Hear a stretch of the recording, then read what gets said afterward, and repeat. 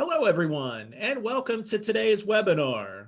I'm Nick Zulovich, part of the team at Cherokee Media Group and senior editor of AutoFin Journal and Subprime Auto Finance News.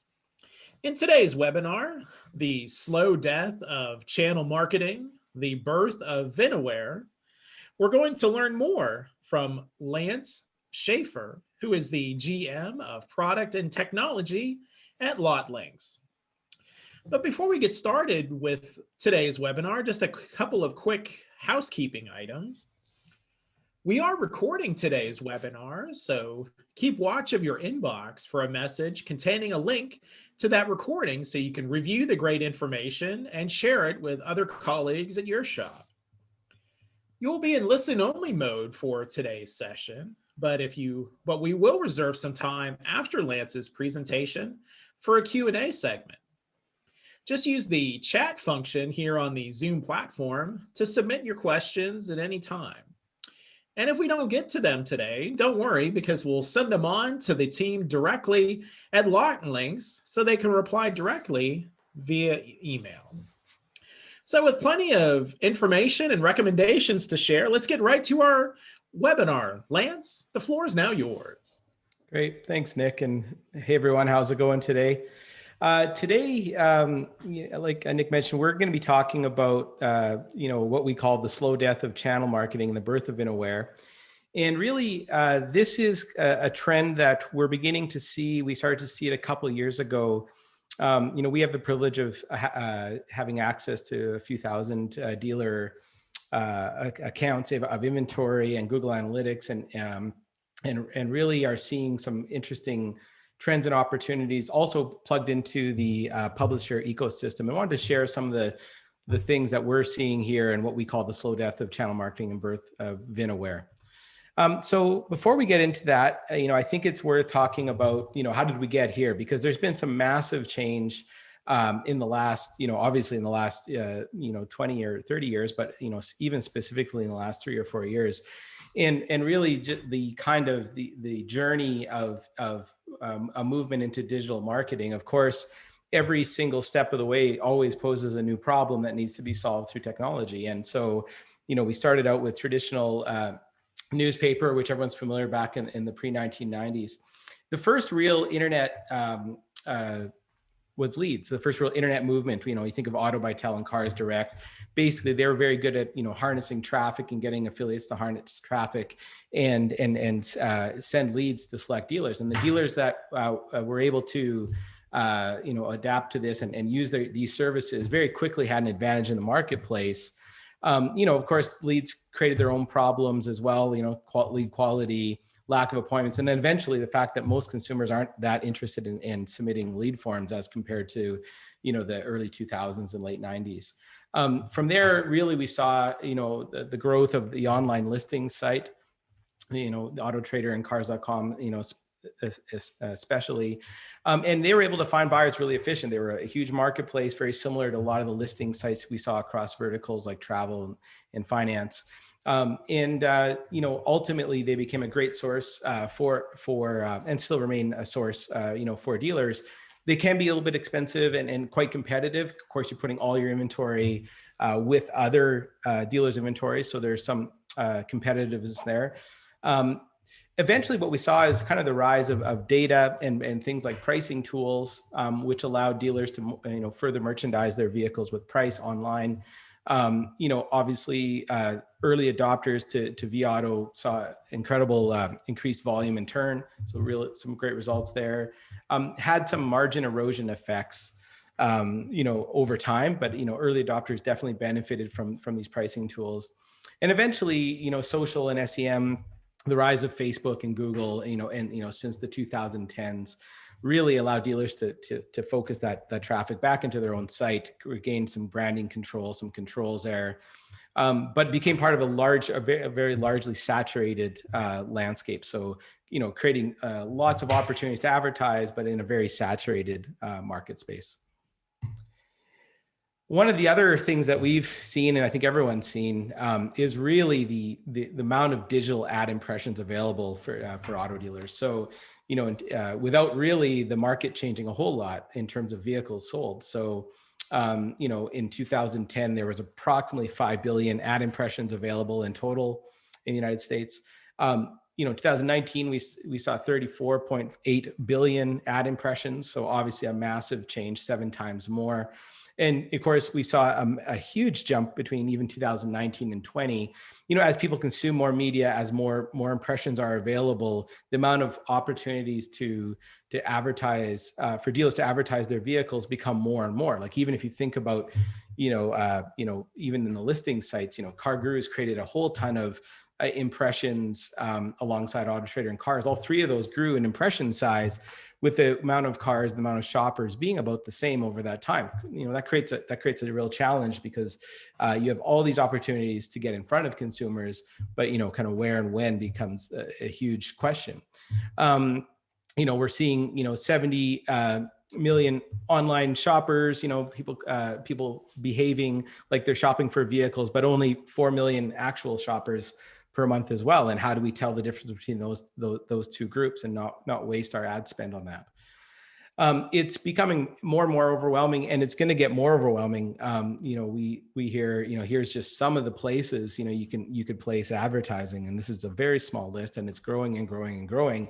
And each of these places are also growing. So, and you can see, based on the last slide, why, this overwhelm is starting to happen. It's like, well, do I have to be everywhere? Does a dealer need to advertise their inventory everywhere? And that, ultimately, if that was the case, you could literally spend, hundreds of thousands, maybe millions of dollars a month advertising your inventory and still not be everywhere that automotive shopping is happening, or shoppers are. So, in essence, this is really what has caused things to the model to somewhat be breaking. And, this is why we think that, the channel-based marketing is going to have to start to die a slow death, because it just can't sustain. Dealers can't endlessly, either increase their marketing or just poorly target, So, these are some of the problems that are popping up because of this growth and this change in the digital ecosystem. We see, a lot of things. The first is, things are arbitrary. So dealers are arbitrarily assigning dollars to channels. And so that creates a lot of waste, because, this arbitrariness, for example, when we talk to dealers, and ask, where are you spending your money? Typically they talk about their channels. They say, well, I'm spending this much on Google, this much on Facebook, this much on, AutoTrader, CarGurus, this much, maybe in some other alternative medium. So it's actually, the dealers are thinking about the channels. And this is kind of where I talk about the slow death of channels. This is probably going to end. The other issue from an effectiveness perspective is none of these channels talk to each other.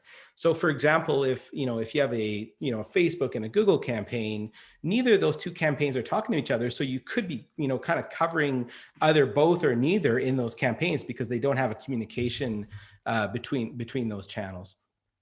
The other thing we're seeing, and we think that'll be solved in the near future, is this unnatural pacing. So because most of marketing budgets are deployed in a calendar pace, which makes sense because that's our financial systems, it creates a little bit of an unnaturalness in terms of the cycle of selling a vehicle. Some vehicles have a predicted days on lot of, say, 15 days, and they show up on the lot halfway through the month. Some have a 45, 60, 90 day predicted days on lot. And really the marketing campaign isn't really matching what you'd expect on the vehicle. It's more matching kind of more the financial systems. The channel is deciding. This is a really big one, and we created a tool called the VVO, which shows this. But the dealer, it's kind of a neat thing. In the internet, it used to be that you had to really select which cars were going to go, say, in a newspaper ad and focus on that. But with the internet, we send all of our cars to all of the channels. And so in other words, but the downside of that is, so there's a feeling that all your cars are being covered because you're sending all the cars to the channels. But the actual reality is the dealer has very little or no control on which vehicles are actually going to get the marketing. So when we look really closely, what we find out is when you let the channel, like say the Google and the Facebook, decide which vehicles are going to get the marketing, they tend to move toward the hottest vehicles because that's where they feel the consumers will have the most clicks. And so you end up spending a disproportionate amount of money on small amount of vehicles. And even worse yet, it's usually the vehicles that don't need as much marketing. So, with the channel deciding, again, this is another reason we think that the channel marketing is going to slowly die this slow death. The dealer's blind at the VIN level. So in other words, most dealers aren't aware of what's happening from a marketing perspective on each vehicle, which is, contrary to how most dealers operate. They're usually very, very aware of what's going on in the VIN level, whether it's reconditioning a vehicle or, sales commissions or acquisition costs. But for reasons, for a lot of good reasons, actually, until now, they don't really know what's going on with the marketing of each vehicle. A, because it's a lot of work, and B, because those tools and those capabilities haven't been available to the dealer. But we think that'll change, and that is changing. And then the forced spend, which is basically something we hear a lot too, which is that, you kind of have this arbitrary budget I talked about before, and you're kind of forced to spend it because it's like, you feel like, well, I need to spend X amount per month in order to get some activity, marketing activity on these vehicles. And if we don't do it, something bad will happen. And so, I think a lot of learning happened during COVID around that concept, and that'll be fixed as well. So really, if these are all the problems, really, what we think the solution to the channel marketing issue is to become VIN-aware. And it's not like the channels will go away. Of course they won't. That's where the audiences are. But the marketing systems will become VIN focused or VIN-aware rather than channel focused. And these VIN-aware systems will focus on outcomes rather than strategies. So the outcomes will be to increase turn, improve margins, and gain market share. So, of course, if you get all three of those right, you become number one in the market. But really, with the advent of some of the new technologies, especially machine learning and neural networks, you can actually start plugging outcomes into a system and have the actual campaigns run on the prediction of the outcome rather than simply an allocation to different channels. So it's kind of a flipping. Ultimately, when we start doing outcomes as the goal of the marketing campaign, we're going to see different attributes start to happen. So every VIN will have a marketing plan, which basically means that it'll have a consideration in order to turn that vehicle faster than we'd expect in the market and improve margins in the market. Every VIN will realize actually needs a different dynamic budget. So some VINs, a lot of VINs actually don't need budget. They are hot enough in the market. And so what you can do is you can take that marketing spend that would have been used on VINs that are getting maybe enough organic traffic through the dealer's SEO, or just there's enough supply and demand in the market that, it'll be, consumers will seek it out. And really there'll be no benefit. So those will stay at zero, and some will need more. Some vehicles will need more budget, and you can actually properly allocate these budgets at the VIN level. Obviously, like I mentioned, focusing the budget for profit, rather than, just an allocation to a channel. And then the channels will still play a massive part. That's where the audience is, but they will come second to after these things are done. So they will become the secondary. They'll be the result of whatever the VIN-aware campaigns decide to do. So in other words, they'll dictate unbiasedly, what should be the marketing mix, or what should be the channel mix for the VIN, rather than kind of for the whole dealership assigning, multi-$1,000 budgets for every. So every VIN will have a channel mix, and it'll unbiasedly decide. So one VIN might go to one channel, or 3 or 4 channels, and one might go to another. And then the VINs will control the budget's pacing. So in other words, if a VIN is predicted to be on the lot for 30 or 40 days, or 25 or 30 days, it'll adjust the pacing of the marketing to that. So you're not over pacing and blowing all your budget on day 5, and you're not under pacing. So it has enough support so that it actually sells in an appropriate amount of time, or beating the market. Okay, so we're going to go to a poll question. So the first question is, how would you describe your current understanding of AI? So the poll is up there. I wonder. Okay, so we got beginner, intermediate, and advanced.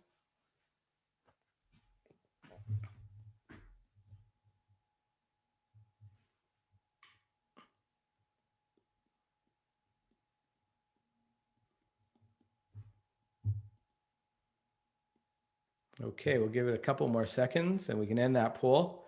Looks like we've got a great group here. And, you know, it's interesting to see. Okay, great. We got 32% beginner, 53% intermediate, and 16% advanced.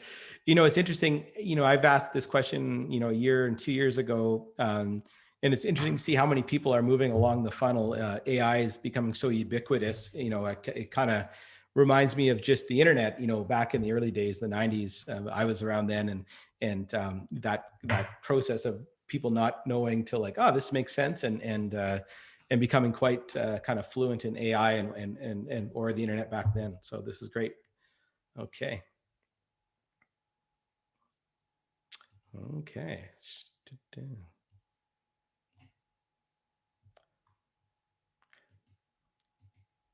Okay, great. Let's carry on. So when we take a look at, you know, like I said, we have, you know, had the chance to look at a few, you know, and have a few thousand customers. And, you know, I think we got this number, these numbers from another source though. But in essence, you know, we're seeing our average customers spending, say, around $32,000 in marketing. You know, obviously that really depends on the size of the dealership. There's a huge range, you know, but if we use that as an example, we're seeing about 25K allocated to selling inventory, about 2K usually going to service, and 5,000 to branding the dealership.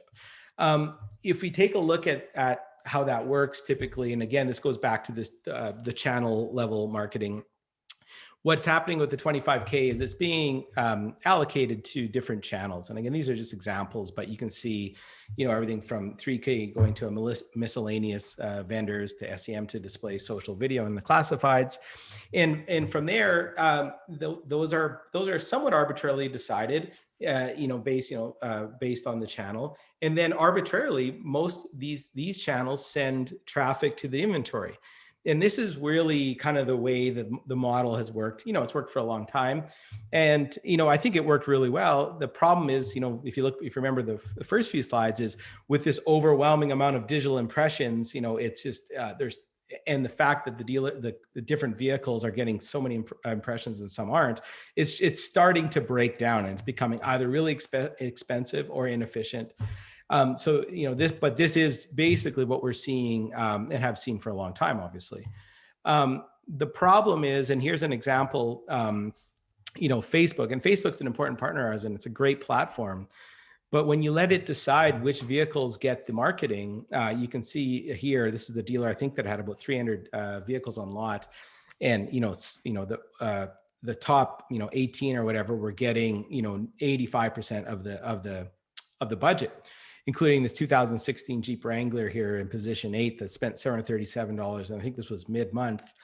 You know, really, you know, the dealer's not realizing that really all this money is being concentrated up on this vehicle, you know, and the 2013 F-150, you know, being, you know, another 400. And so all of a sudden, all this budget is chewed up on vehicles that actually, if you ask the dealer, were fairly well covered in other marketing already, free marketing like SEO. And we don't mean to pick on Facebook. It's the same in all the channels, because they don't really, you know, because their job is to send traffic to the vehicles that kind of engage their users the most.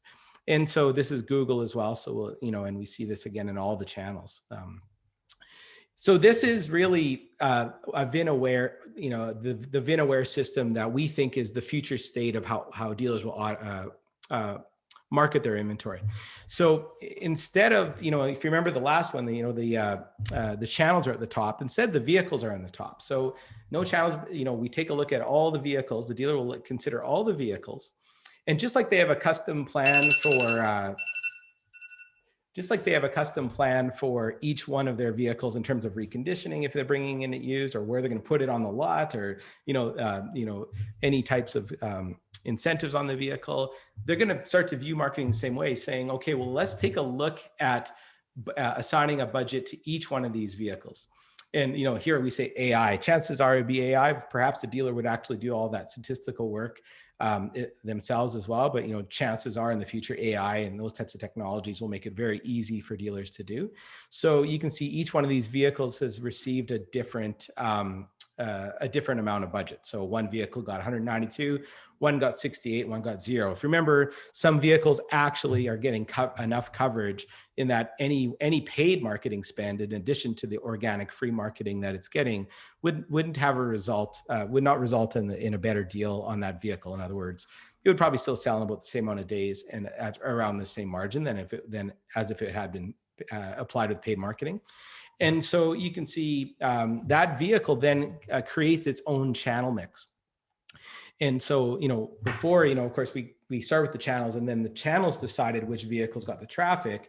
This way, the vehicle is deciding which channels should get the traffic. And it'll deploy the campaigns for this vehicle separately with its own kind of nerve center, I call it, so that each vehicle is being appropriately marketed.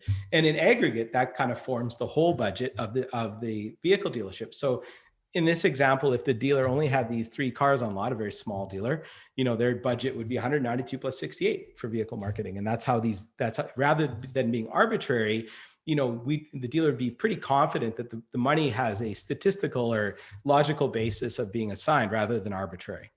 And so, each one, would go through this process, and then those shoppers that, are going to be shopping for the vehicle would be derived, based on the probabilities coming from each of these channels.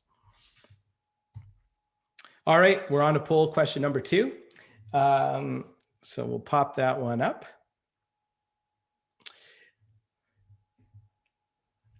So the question is, what percentage of your current marketing budget is focused on VIN level advertising?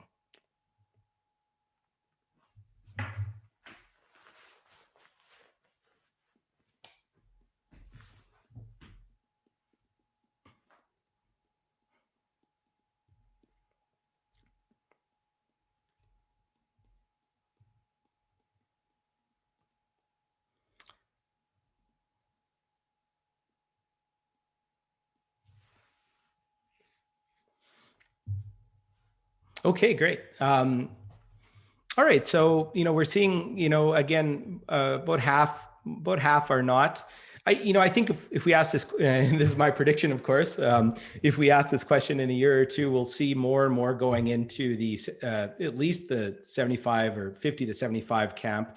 It's great to see that some people are already doing that. Hopefully, they're benefiting and seeing the benefits of doing VIN level marketing in the current environment. But I do believe that over time we're going to see eventually, probably 70 or 80% of dealers adopting this. It's going to take years, so it's these things never happen as quick as they would seem to happen. But that's great. Thank you. All right. Oops.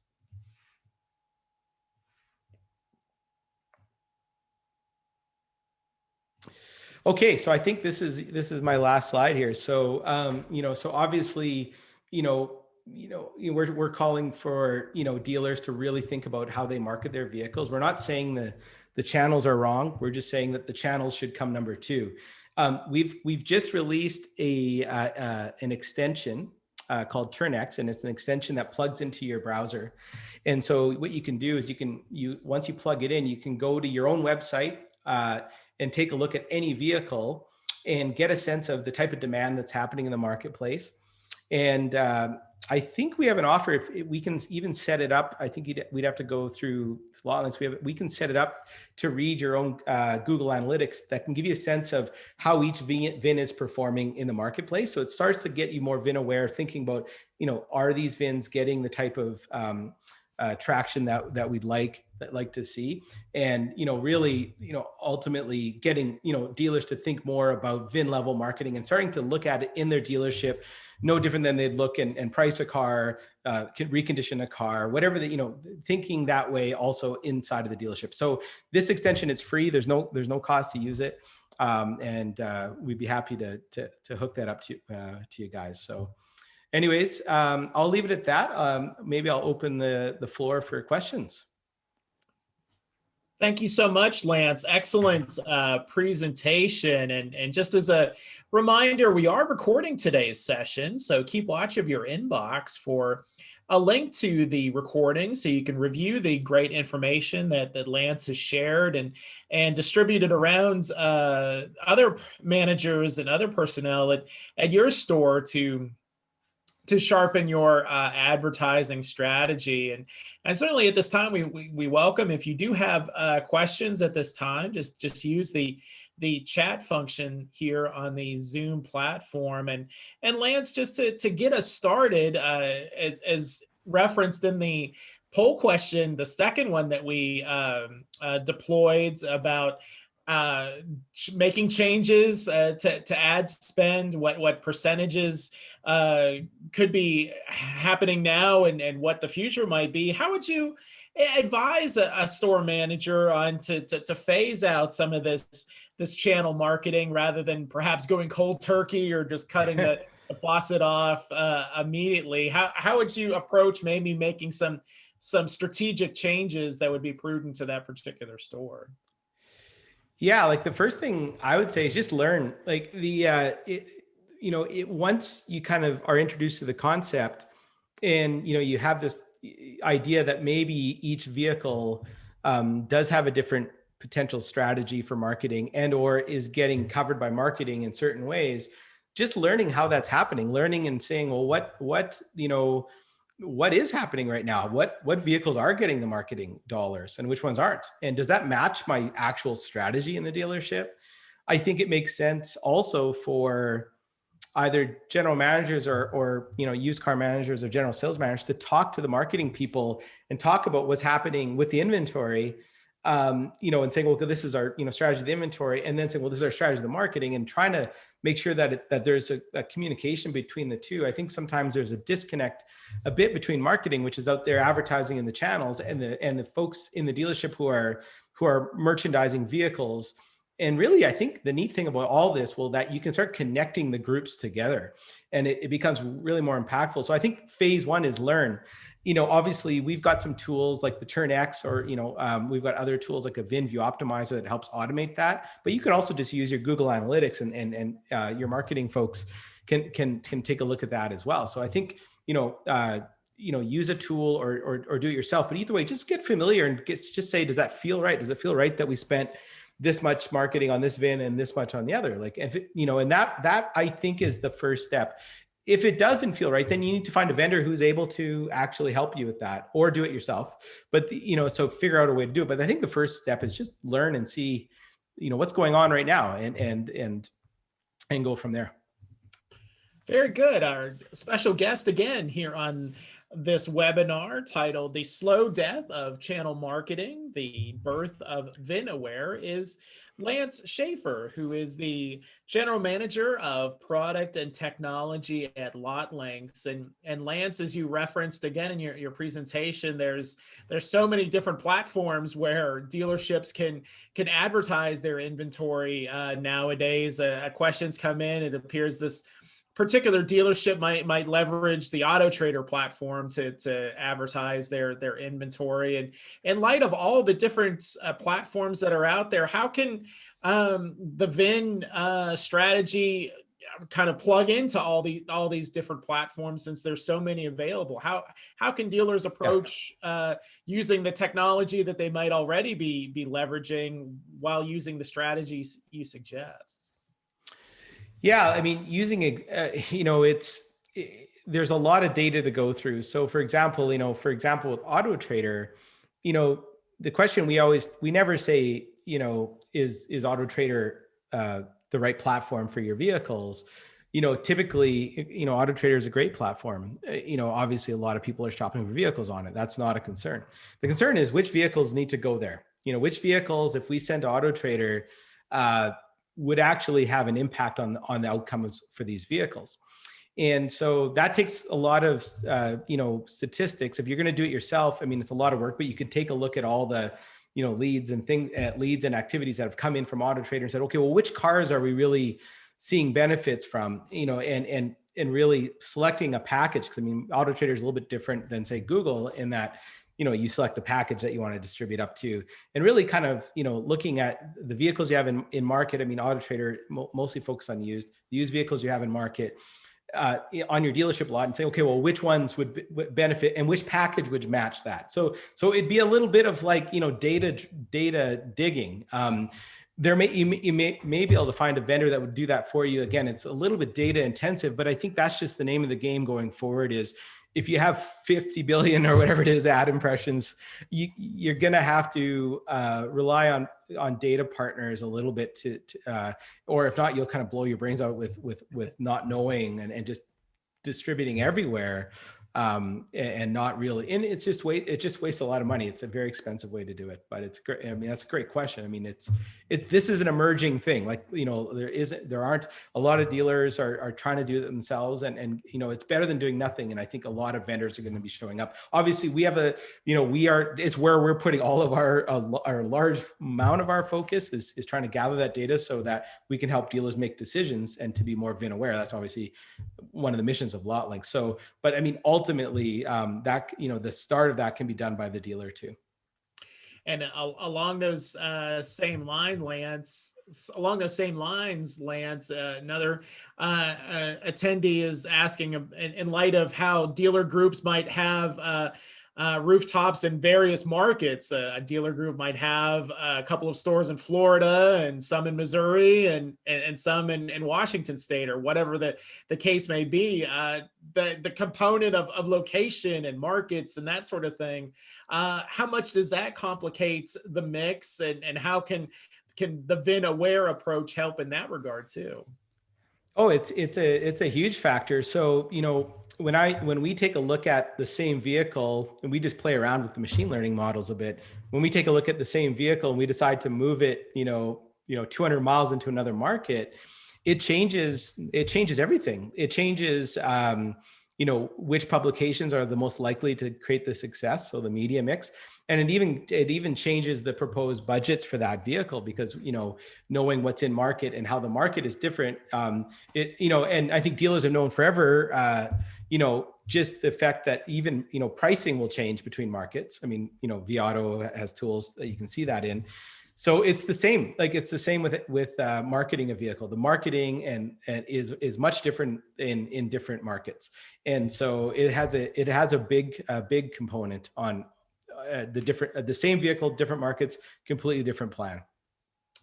Again, our special guest for this webinar is Lance Schaefer, who is the general manager of product and technology at LotLinx. And our topic today is the slow death of channel marketing, the birth of VINWARE.